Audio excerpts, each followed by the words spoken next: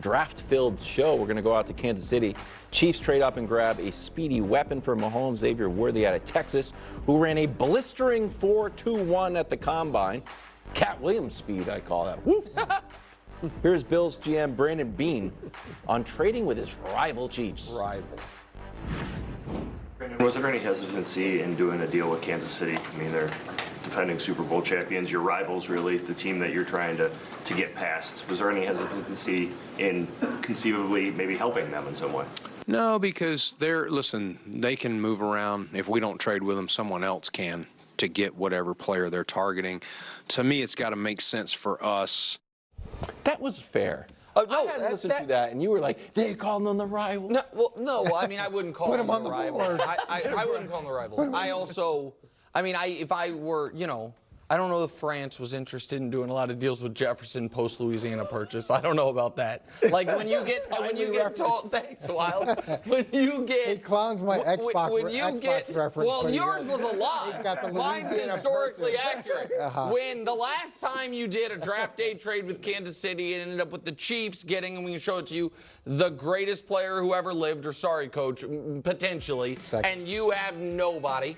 Yeah. I would maybe be like, and if since then you've played 3 times in the playoffs and all 3 times you've lost. But the flip side to that is maybe you think if you think you're getting the better end of the deal, then there's no team better to do a deal with than a team that you're chasing. 'Cause it's like, oh, we're damaging them. Right? If you think you're winning the trade, so that's the argument for it. Here's the thing, Coach. I don't like tiny football players as a rule. He is the tiniest football player, but I also trust the Chiefs. You smartly had the Chiefs taking him and then didn't do it because you thought I had some inside information, which I don't. I just, I'm just good at predicting drafts. You better reevaluate your relationship. No, I don't listen. I have personal relationships. This is unrelated. So you thought this was the fit for the Chiefs, so you like it. Yeah, look, I like the fit because of his speed and that element he gives back to the offense. And I thought that Kansas City needed a receiver because Hollywood Brown, he's been up and down in terms of his catch percentage. And then we talked about the other problems. I did think it was ironic that Nick is okay with a 160-pound player, but not a 210-pound player from the other day. And he's going to assume that this guy's going to be able to put on a bunch of weight. No, I'm not assuming that. I'm assuming no one's going to be able to catch him. Where Jaden Daniels can't. And from Buffalo's perspective, it's fine to trade with Kansas City, and it makes a lot of sense. If you want to move back, the biggest thing is trying to find a partner. And unfortunately, sometimes the partner is someone that you've got to compete against. But his point is valid. If it's not us, it could be somebody else. So now they go add some value to the draft picks they have left. And if they've got a block of players that they like, then and they're not going to miss out on at least one of those players, it makes a lot of sense. Yeah, I mean, the trade alone with the Chiefs didn't seem to make sense. But then when you saw what they did with Carolina, like they added picks. And they got to add a bunch of players, so they went ahead and got some extra picks or an extra pick. And so, I think it was a good move for them. They still can make the playoffs, could win that division. Now, they're not, I said it when they traded Diggs. They're not a Super Bowl contender, but they still could be a playoff. You're willing to write them off? For the Super Bowl, absolutely. Well, because Brew's correct. I mean, they're yet to be a Super Bowl contender, so I don't know why all of a sudden when they're getting worse they would be. But I would give them credit for this.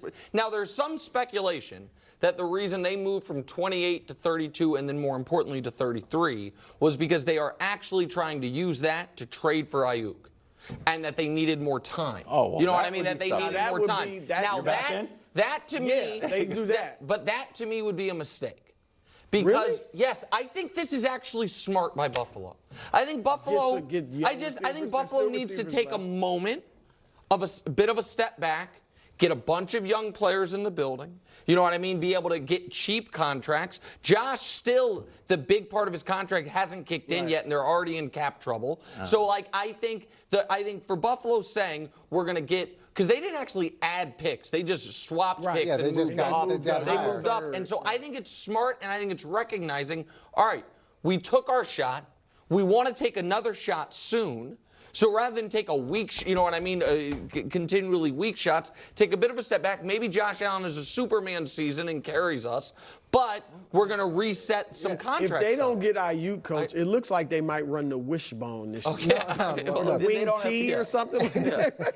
It's like Dallas. They've got to pay the bills, yes. and they always come due. And the best way to do that now is to take a step back and try to accumulate picks. I could see him trading out of this first pick in the second round because that's always a very valuable pick. When teams have had a chance to go back, reset their board, now everybody's like, we got to get this guy. Oh, that's interesting. And so you could trade back again, and there's a bunch of great players in the draft that are in later rounds. I also, listen, the fact that they traded back with the Chiefs, knowing the Chiefs wanted a receiver, and then knowing there were receiver-needy teams right behind, 3 receivers have been taken since they traded, makes me think they're not necessarily going receiver here. And if Sean McDermott has full control there, and they're trying to have the style of team they had at the second half of last year, that Johnny Newton, the D tackle from Illinois, that a lot of smart people had going top 20, I was one of them, is available. Well, there'll probably be there's usually a run on corners in the top of the second round because someone's got to cover the 8 million receivers that were drafted in the first round. Huge half hour of draft news coming at you right now. Second hour of First Things First today. Is the dynasty back on track? Well, we've drafted yet another quarterback and another walk, and this one looks kind of cool. Yeah, I like that one. He looks the part. He does look the part. Like a lot more than Mac Jones. Well, Mac Jones didn't make the Pro Bowl. Meanwhile, the Bills give Kansas City yet another weapon. Watch out with the tackling. My goodness. Hey, you can't tackle someone if you can't catch them. Oh, that's a good point. But right now, Falcons were supposed to be in win now mode, and they are, but they're also in win later mode. That makes sense. Michael Penix Jr. goes 8th to Atlanta. Here's Falcons front office.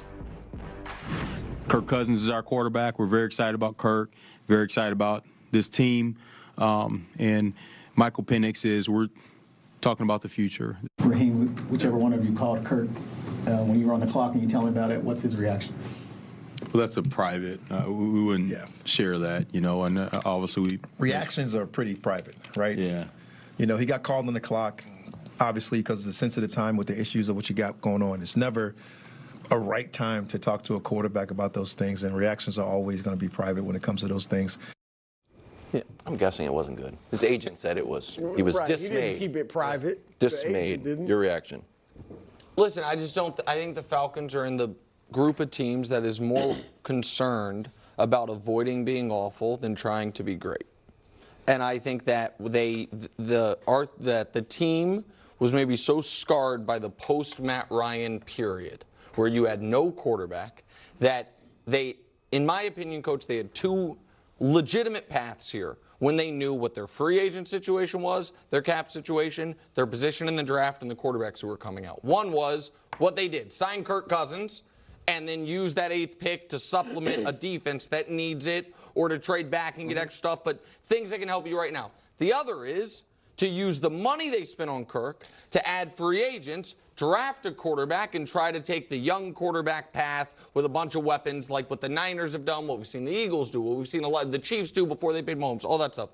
Instead, they hedged against Kirk's Achilles and age and all of that and have this in their back pocket, but it lowers their ceiling. Now, instead of adding an impact player, they add a guy they hope not to play. And when they do play him, they don't get the benefit of the young, cheap quarterback because for the first 2 years, you're paying Kirk Cousins whether he's on the team or not. So that was my takeaway from it. Yeah, I obviously like Michael Penix, and I think he'll do well, but I don't understand this. We talked about the reaction of Kirk Cousins. It couldn't have been good. And look, Aaron Rodgers was sensitive when they had the draft, so I'm sure Kirk was just as sensitive, and that was a later round draft pick. What was the reaction of the owner?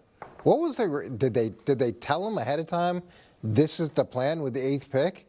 The video seems to that video doesn't look like they told him. He's 81 years old. He's not waiting for 3 or 4 years down the road.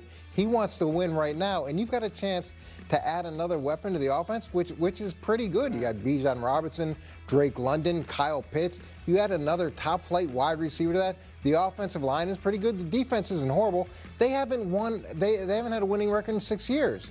It's like Chicago. So to say they're going to supplement it because they're going to win so much, why don't you go win some games and then talk about supplementing it? And why not trade back? You can ensure things in the future by getting future first-round draft picks, similar to what Chicago did with Carolina.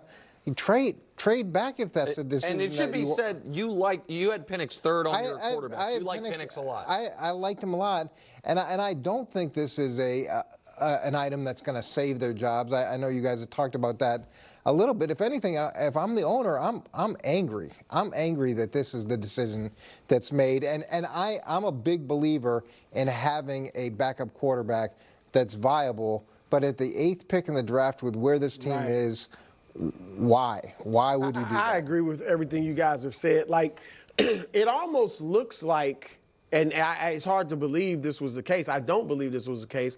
But the way they moved made it seem like they were stunned that Penix was there.